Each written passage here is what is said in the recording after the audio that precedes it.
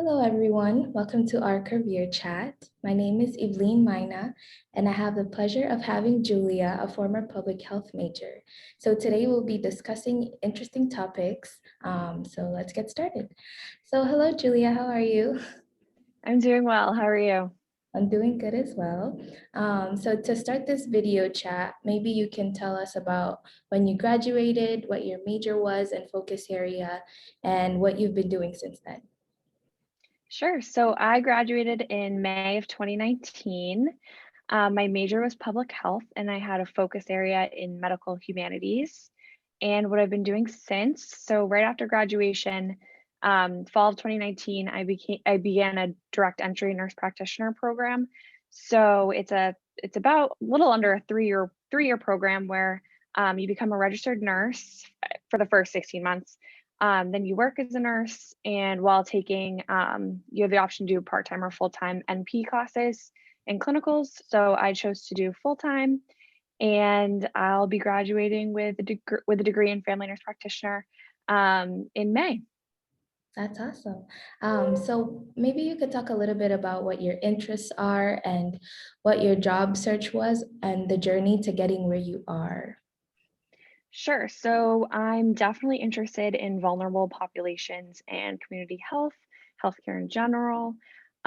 So for me, I didn't exactly have a typical job search. So to become a registered nurse, I actually saw an ad online for a home health care position. So I went and applied, and now I'm working with a little girl with a spinal cord injury. So I work with her at home. I work with her at her school and also when the family goes away on trips.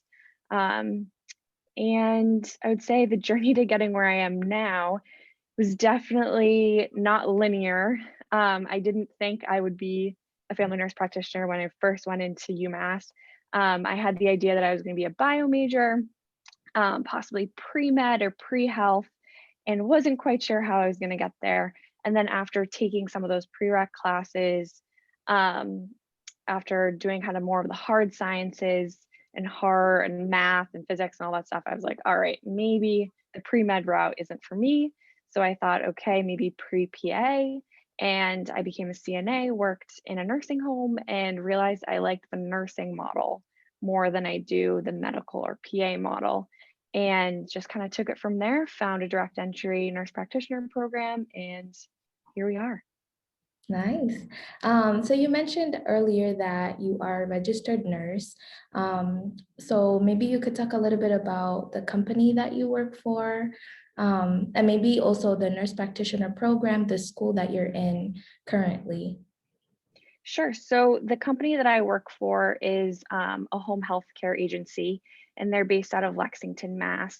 And I actually just work for one family for them.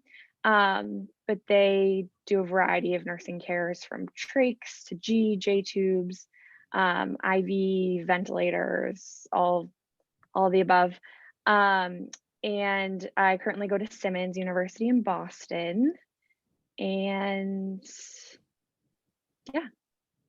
Nice. And what does your end-to-end process look like every day? Maybe you could talk a little bit about that. Sure. So every day is definitely very different because I am working part time and then in full time school. So my part time job, it's a 12-hour shift, and I usually do. I'm working pretty much per diem, so I usually have about a shift a week, and those are, like I said, 12 hours. I'm with the family and our patient for the full 12 hours. She has a lot of hemodynamic instability, so a lot of blood pressure stuff. So always have to keep a close eye, giving meds, all that fun stuff. And then for school, it's been a little tricky to balance the in-person classes now with our clinical schedule. So right now, I'm doing a preceptorship in a variety of short-term rehabs and long-term care facilities with another family nurse practitioner. Um, and we travel around, we see patients, and then I also have class. So it's just kind of it's a mix, it's a balance between all three. Yeah, so it seems like you're very busy every single day. What are Yeah. some skills that you're utilizing to balance school and work at the same time? So definitely self-care is huge. Burnout is high in the healthcare industry, especially during the pandemic. Spending time with family, spending time with friends, my roommates are great supports. Just definitely solidifying that support system that you have, whether you live with them or you go and see them. And then also just taking time for health, working out, going to the gym, going to yoga, that kind of stuff. Yeah, those are things that I'm personally still working on, especially self-care, especially even with the pandemic. They're very important skills. So let's take it back a little bit to when you were still attending UMass Amherst. What do you think prepared you for your current path? Um, Maybe if you did some internships or clubs or certain classes that helped you. Sure. So I think something that really helped was just kind of figuring out what I was passionate about. And I was really involved in the rec center. So I was a spin instructor and personal trainer. I ended up getting my yoga teacher certification towards the end of UMass. And I also studied abroad. So I studied abroad in San Jose, Costa Rica, and Havana, Cuba, through the public health department. And I that's something I wouldn't have been able to do twice at least without being a public health major. And I was also a TA for anatomy and a TA for some public health intro classes. And I think just being able to create those bonds with professors is huge. Like you, as we know, UMass is a huge school. So just being able to form those connections is so important. Yeah, for sure. Um, so I guess let's fast forward a little bit to your job. So what is the best part about working as a registered nurse?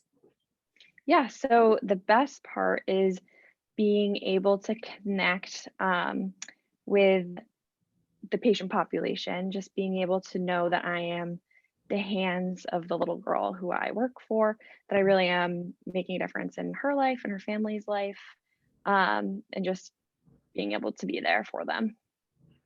And what do you hope to accomplish as a future nurse practitioner? So I hope to bring healthcare to vulnerable populations, to community health, bridging that gap, um, because many populations we don't have equal access, and just being able to prevent a lot of disease, educate, um, and just being able to really care for patients throughout the lifespan. Yeah, there's definitely great need, especially with underserved population. So that's amazing. And I guess what advice would you give for someone who wants to get into the nursing program, maybe pursuing nurse practitioner? And I guess how can they build their skills at UMass? How can they maximize their time here now?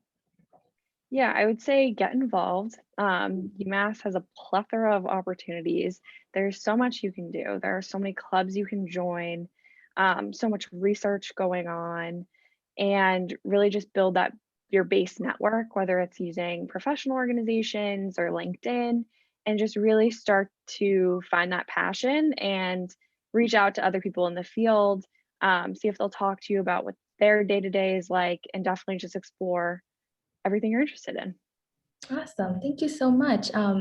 To wrap up, what is next for you? I know you mentioned that you're going to be a nurse practitioner. Are there places that you're interested in working in that you've been looking at? And maybe even outside of your career and in terms of your hobby and things like that? Maybe you could talk about what's coming next. Yeah, sure. So I'll graduate in May, and then I'll take the boards. So that'll be like our licensing to become a family nurse practitioner.